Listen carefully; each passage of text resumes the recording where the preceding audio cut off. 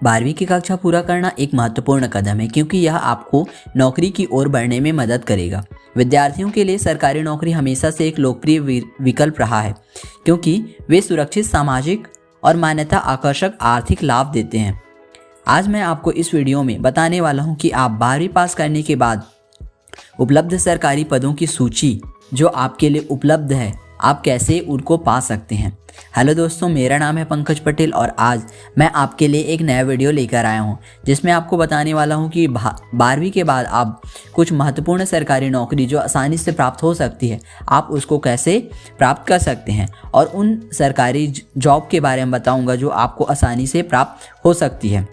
जिसमें पहला आता है इंडियन आर्मी, भारतीय सेना। भारतीय सेना विश्व की दूसरी सबसे बड़ी सेना है और इसमें बहुत लोगों की ज़रूरत पड़ती है, इसलिए इसमें प्रत्येक वर्ष नई भर्ती निकाली जाती है। अगर आप 12th पास कर चुके हैं और भारतीय सेना में जाना चाहते हैं तो आप भारतीय वायुसेना, नौसेना और इंडियन आर्मी में भी जा सकते हैं।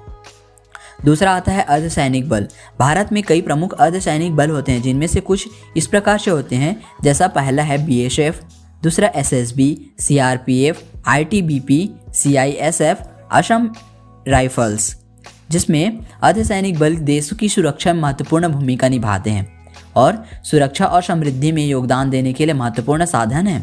अर्धसैनिक बलों में जाने के लिए आपको SSC अर्थात स्टाफ सिलेक्शन कमीशन के द्वारा भर्ती करवाई जाती है, जिसमें सभी अर्धसैनिक बलों के पद शामिल होते हैं और विद्यार्थी द्वारा प्राप्त अंकों के आधार पर उसे पोस्ट मिलती है।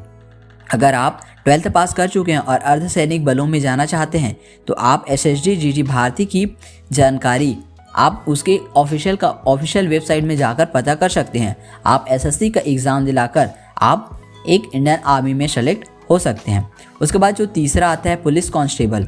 अगर आप 12वीं पास कर चुके हैं तो आप पुलिस कांस्टेबल भी बन सकते हैं। पुलिस कांस्टेबल बनने के लिए आपको अलग अलग स्टेट के कांस्टेबल भर्ती के एग्ज़ाम देने होंगे। सभी राज्यों के लिए पुलिस कांस्टेबल भर्ती अलग अलग आयोजित करवाई जाती है।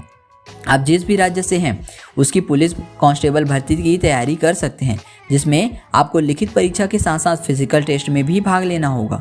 यहाँ आप दिल्ली पुलिस कांस्टेबल के लिए भी फॉर्म भर सकते हैं क्योंकि यह भर्ती सभी राज्यों के विद्यार्थियों के लिए होती है। पूरी जानकारी के लिए आप नीचे दिए गए वेबसाइट पे भी क्लिक कर सकते हैं। चौथा, रेलवे के जॉब्स। अगर आप 12वीं पास कर चुके हैं और आप रेलवे में constable, head constable, group D से लेकर बहुत सारे पद खाली होते हैं, उनमें जाना चाहते हैं, तो अगर आप इंडियन रेलवे में नौकरी करना चाहते हैं तो आपके लिए इन पूर्व अप्लाई कर सकते हैं। यह सभी भर्तियां रेलवे रिक्रूटमेंट बोर्ड RRB की तरफ से आयोजित करवाई जाती है। रेलवे में भी कई पद जैसे टिकट कलेक्टर, गार्ड, इंजीनियर आदि के लिए आवेदन करने का अवसर प्राप्त होता है।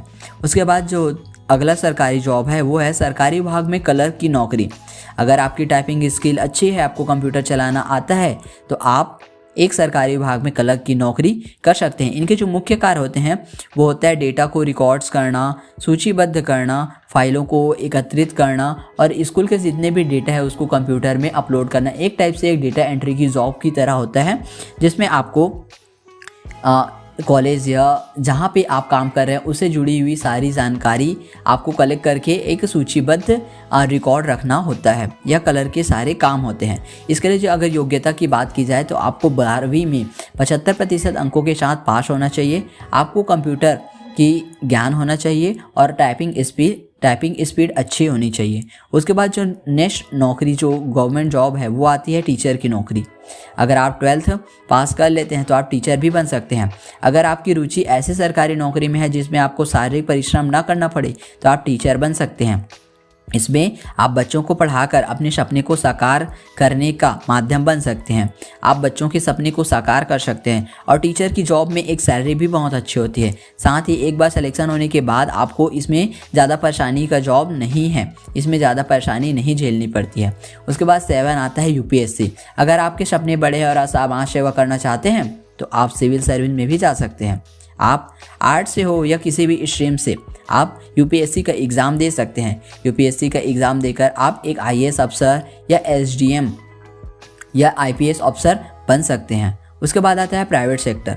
अगर आप 12वीं के बाद सरकारी नौकरी की तलाश में नहीं हैं, आपको 12वीं के बाद एक प्राइवेट कंपनी में आपको जॉब करना है, तो आपको सरकारी नौकरी नहीं मिल रही है तो आप प्राइवेट सेक्टर में भी नौकरी कर सकते हैं, क्योंकि आजकल प्राइवेट सेक्टर में भी नौकरियों में सरकारी नौकरी वाली सुविधा मिल रही है।